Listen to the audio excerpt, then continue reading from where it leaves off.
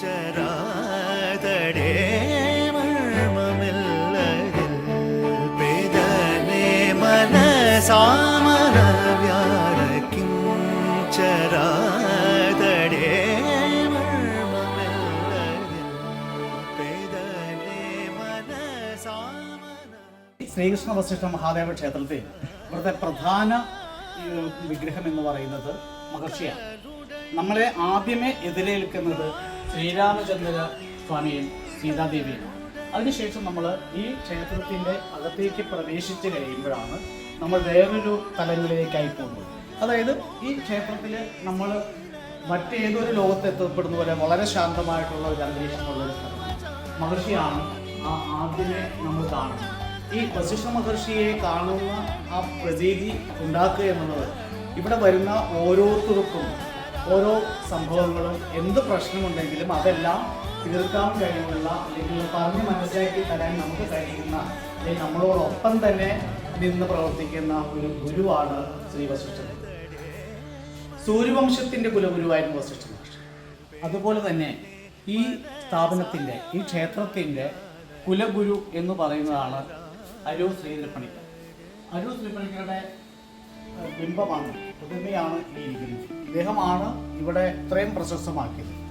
പിന്നെ ഈ ക്ഷേത്രത്തിൻ്റെ ഒരു പ്രത്യേകത എന്ന് പറയുന്നത് ഇവിടെ ഒരു നാഴികമണി സ്ഥാപിച്ചിട്ടുണ്ട്. ഈ നാഴികമണിയെ പ്രത്യേകത എന്ന് വെച്ചാൽ രാവിലെ ഈ പ്രദേശത്തുള്ളവരെ ഉണർത്തുന്നത് ഈ നാഴികമണിയാണ്. ഈ നാഴികമണിയിൽ 5 പ്രാവശ്യം അടിക്കുമ്പോൾ ഈ പ്രദേശം വരികയും ഈ ക്ഷേത്രം തുറക്കുകയും ചെയ്യുന്നതായിട്ടാണ്. വൈകിട്ട് ദിവാരാധനയ്ക്കും കഴിഞ്ഞ് 7 മണിയാകുമ്പോൾ 7 പ്രാവശ്യം ഈ നാഴികമണി മുഴങ്ങുന്നുണ്ട്. ഇങ്ങനെ 2 പ്രാവശ്യം നാഴികമണി മുഴങ്ങുന്നതോടുകൂടി ഇവിടുത്തെ ഒരു ദിവസത്തെ ദിനചര്യകൾ പൂർത്തിയാകും. പിന്നീട് ഭഗവാന്റെ പ്രതിഷ്ഠ വരുന്നത്, അതായത് പഞ്ചമുഖ ഗണപതി വരുന്ന സ്ഥലമാണ്. അതായത് പ്രതിഷ്ഠയ്ക്കുള്ള വിഗ്രഹങ്ങളൊക്കെ കൊടുത്തിരിക്കുകയാണ്. അപ്പോൾ ഇവിടെ പഞ്ചമുഖ ഗണപതി, പിന്നെ മണികർണിക എന്നൊരു ദേവത വരുന്നത്. ഭദ്രകാളിയുടെ സ്വരൂപമാണ് മണികർണിക. ഈ മണികർണിക ഇവിടെ പ്രതിഷ്ഠിക്കുന്നതോടുകൂടി ഭദ്രകാളി സാന്നിധ്യം ഉണ്ടാവുമെന്നും ഈ നാടിനും നാട്ടുകാർക്കൊക്കെ വളരെ ഐശ്വര്യം ഉണ്ടാകുമെന്നാണ് പ്രവചനം. ഇവിടെ ഏറ്റവും ഉത്സവകരമായിരിക്കുന്നത് ശിവരാത്രി ഉത്സവമാണ്. ആ ശിവരാത്രി മഹോത്സവത്തിൽ തുറയിൽ നിന്നുള്ള ആൾക്കാർ വന്ന് ഇവിടെ പങ്കെടുക്കണം. ഒരുപാട് ജാതി മതഭേദങ്ങളൊന്നും ഇല്ലാതെ ഇവിടെ എല്ലാവരെയും സഹകരിപ്പിച്ചു കൊണ്ടുപോകുന്ന ഒരു ക്ഷേത്രമാണ് ഈ ക്ഷേത്രം. ഇവിടെ മതമെന്നോ ജാതിയെന്നോ ഒന്നുമില്ല, അത് ആർക്കും വരാം.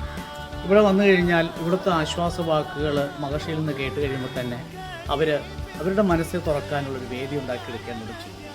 ഇതിനെയാണ് വസിഷ്ഠ നാഡി എന്ന് പറയുന്നത്. അപ്പോൾ വസിഷ്ഠ നാഡി ക്ഷേത്രത്തിലേക്ക് എത്തപ്പെടുന്ന ആരും നിരാശരായി മടങ്ങാറില്ല.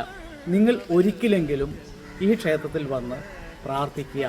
നിങ്ങൾക്ക് നിങ്ങളുടെ കുടുംബത്തിലുണ്ടാകുന്ന വിഷയങ്ങൾ നിങ്ങൾ മഹർഷിയോട് പറയുക. നിങ്ങൾക്ക് എല്ലാവിധ പരിഹാരവും ഇവിടുന്ന് കിട്ടുമെന്നുള്ളത് 100% ഉറപ്പാണ്. അത് ഈ ക്ഷേത്രത്തിലെ കാര്യദർശി എന്ന രീതിയിൽ ഉറപ്പായിട്ട് തന്നിരിക്കുന്നതാണ്. ഇനിയുള്ള കാര്യങ്ങൾ ക്ഷേത്ര ദിവസങ്ങളുടെ രാവിലെയുള്ള പൂജകളിലും വൈകുന്നേരങ്ങളിലുള്ള പൂജകളൊക്കെ ഞായറാഴ്ച ദിവസങ്ങളിലാണ് നടക്കുന്നത്. ഈ ഞായറാഴ്ച ദിവസം വൈകിട്ട് നിങ്ങൾ സത്സംഗത്തിലും പടിപൂജയിലേക്ക് വന്ന് പങ്കെടുക്കുമ്പോൾ നിങ്ങളുടെ മനസ്സിലുണ്ടാകുന്ന എല്ലാ വിഷമതകളും നിങ്ങൾക്ക് മറക്കാൻ പറ്റും. നിങ്ങൾക്ക് ഇവിടെ സന്തോഷകരമായിട്ട് പോകാനായിട്ട് പറ്റും. ഈ ഒരു ജീവിതമാണ് നിങ്ങൾക്ക് വേണ്ടത്.